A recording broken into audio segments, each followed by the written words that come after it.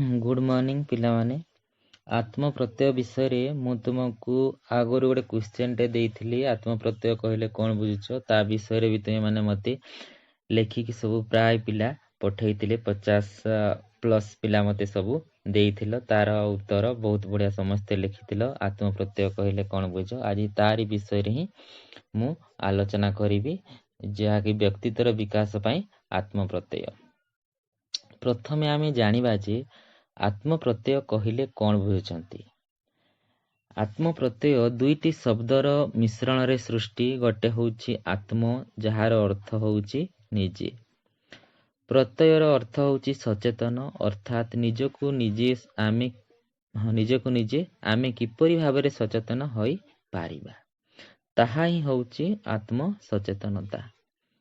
जेतेबेले आमे निजको निजे ठीक भाबरे गठित करूछंती सेतेबेले समाज रे बा जे कोनोसी क्षेत्र रे आमे समयोजित बा खाप खुआई चली पारुछंती सेही अनुसारे आमर आत्मविकासर स्तर बढ़ी थाए। आहुरी मध्य आमे जानिछंती जे गोटिए पिलार आत्म प्रत्यय तार परिवार ओ बाह्य परिवेश उपरे ही निर्भर करे। तो आत्म प्रत्यय कहले आमे कौन बुझुचंती आत्म प्रत्यय विषय तो आमे जानिले एबे आमे देखिबा आत्म प्रत्ययर संज्ञा विषय रे विभिन्न शिक्षा मनोविज्ञानी माने आत्म प्रत्ययर संज्ञा देबाकू जाई कहिचंती। प्रथमे देखिबा चढ़ांकर मतरे कौन तांको मतरे जेउ व्यक्ति पाखरे कम व्यक्तित्वगत समस्या थाए सही व्यक्ति बेसी बुद्धिमान आउ अधिक दक्ष समाज रे खाप खुआई चढ़िबारे तार किछि असुविधा होई न थाए सही व्यक्तिर आत्मसम्मान आत्मविश्वास आवेगिक स्थिरता थाए।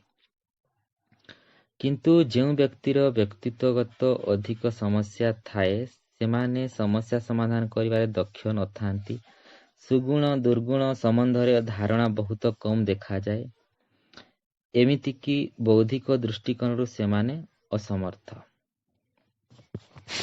2 नंबर शिक्षा मनोविज्ञानविद रॉगर्स व्यक्तित्व गठन रे एवं व्यक्तिर व्यवहार आत्म होउची एक मौलिक उपादान जहाँकि आत्म आमको सचेतन कराई थाए। आत्म आमको ठीक भूलर निर्देश देई थाए सेथिपाई व्यक्तित्व गठन रे एवं व्यक्तिर व्यवहार रे आत्म होउची गोटिए मौलिक उपादान। 3 नंबर मालती मोटू कौन कहिचंती से कहिचंती जे जेउ शिक्षक मानकर सकारात्मक प्रत्यय रहिछि सेही शिक्षक माने अन्य शिक्षक मानक ठारू अधिक दक्ष ओ सफल मध्य अटांती। 4 नंबर भासिन कहिथिले जे पुरुष और महिला मानकर आत्म प्रत्यय अलगा अलगा होई थाए बा भिन्न समानक मध्यरे पुरुष और महिला मानक मध्यरे भिन्नता मध्य देखा जाए। एही संज्ञा गुडी करू आमे जानिले जे व्यक्तिर विकास स्तर बयस बुद्धि शिक्षा एवं सामर्थ्यर अभिवृद्धि अनुଯାयी आत्म प्रत्यय गठन दक्षतार अभिवृद्धि हुए। धन्यवाद।